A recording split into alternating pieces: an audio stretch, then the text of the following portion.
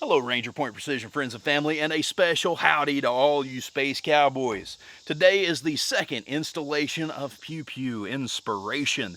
In late July, Rossi dropped the R95 in 30/30. They've got a 20-inch version and a 16-inch version.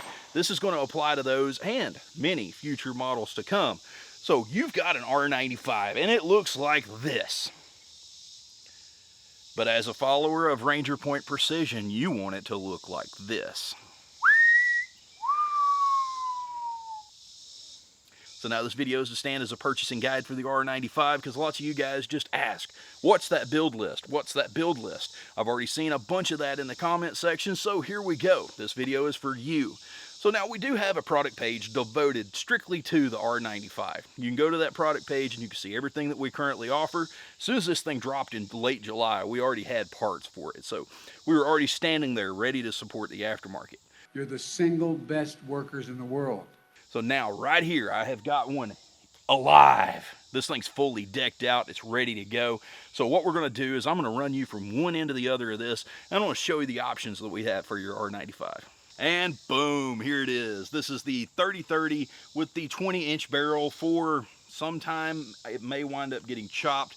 I'm thinking probably chopped. But now this one, I went wide open with it. So let's go ahead and list this from one end to the other. So first off, I started with the Costa handguard.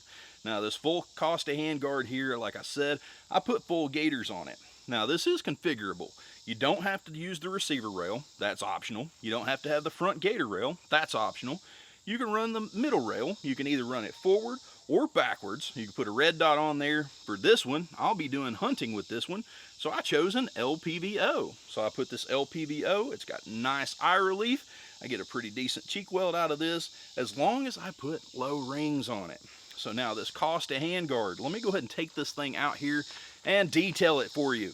So we get M-lock slots at 3, 6, and 9 o'clock. We've got QD sockets for a sling. As you can see, I am utilizing that with a Magpul MS1.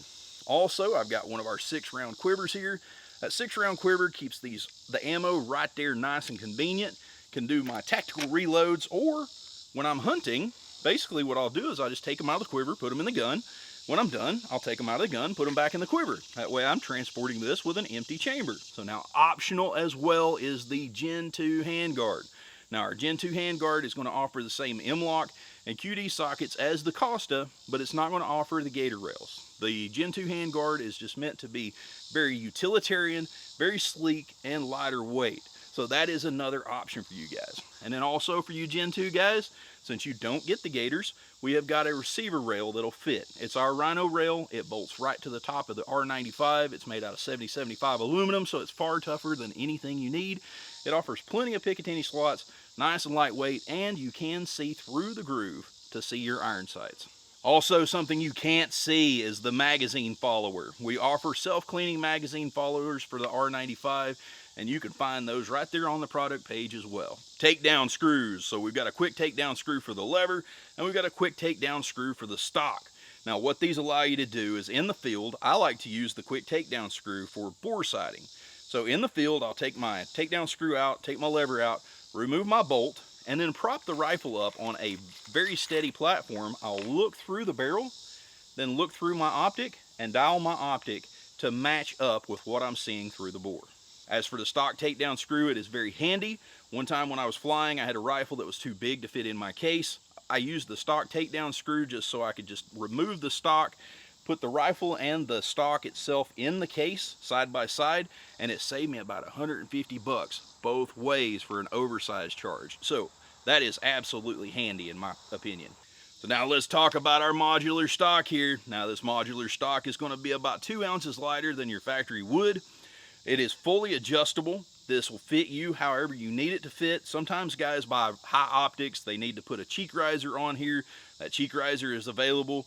You can nest this up and down. So as this fits your shoulder, you can nest this butt pad up and down so that it fits you a little bit better. And also for length of pull, you tall guys, if you need to, you can add length of pull spacers. Very easy to do. And we've also, right here on the back, we have got our dead blow butt pad. That dead blow butt pad offers a ton of recoil mitigation. It works out really nicely. And also we've got an optional accessory panel. This optional accessory panel gives you M-LOK slots for things such as quivers. It gives you a socket for your QD. As you saw earlier, I had my sling. This is the front and rear attachment points that I use for my sling. And then we get M-LOK. We wind up putting a quiver on here. So I've got 6 rounds in this quiver, 6 rounds in this quiver. I go 5 rounds in the tube and 1 in the chamber for a total of 18 rounds on the gun. So now I hope this has been a huge help in how to outfit your Rossi R95. Hopefully it's clearer than mud. So you guys stay tuned for another Pew Pew inspiration. We'll see you next time.